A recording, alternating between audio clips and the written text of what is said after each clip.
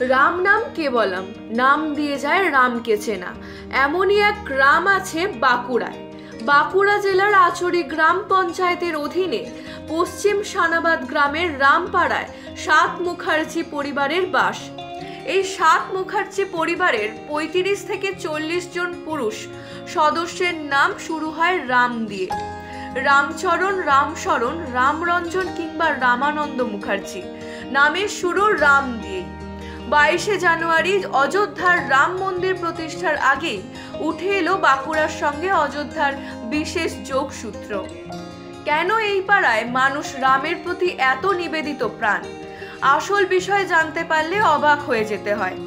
শুধু উত্তরপ্রদেশের অযোধ্যাতেই নয়, বাঁকুড়ার এই পাড়াতেই প্রত্যেকেই রাম ভক্ত। বাঁকুড়ায় এই রামপাড়াতে প্রবেশ করলেই মনে হবে রাম রাজত্বে ঢুকে পড়েছেন। বাড়িতে বাড়িতে রামের নামে ফলক। পাড়ার শেষে রয়েছে একটি শতাধিক প্রাচীন রাম মন্দির। অযোধ্যা থেকে কর্মসূত্রে রামশরণ মুখার্জি এসেছিলেন বাঁকুড়ার এই গ্রামে।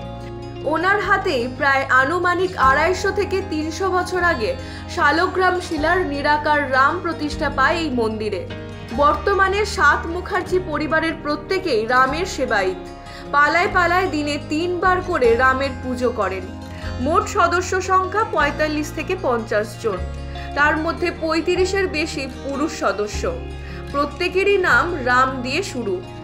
বিয়ে বাড়ি হোক অথবা অন্নপ্রাশন, প্রতিটি অনুষ্ঠানে বাড়িতে সিংহাসনে করে নিয়ে আসা হয় রামের শালগ্রাম শিলা।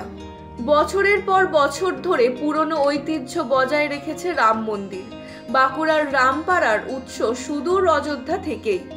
গোটা দেশ এখন অযোধ্যায় রাম মন্দির প্রতিষ্ঠার অপেক্ষায় রয়েছে। রামপাড়াতেও যেন মানুষ বিশেষ খুশি এই উদ্যোগে।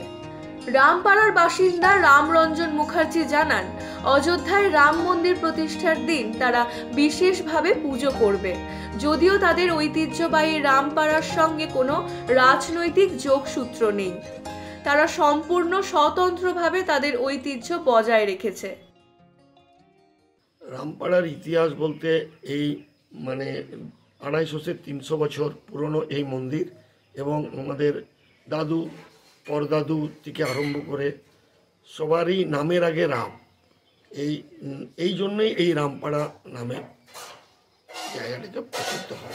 ২৫০ থেকে ৩০০ বছর ২৫০ থেকে ৩০০ বছর পুরনো এই মন্দির।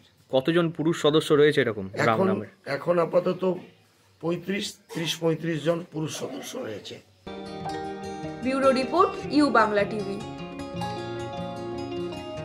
ইউ বাংলা টিভি, হৃদয় ছুঁয়ে যায়।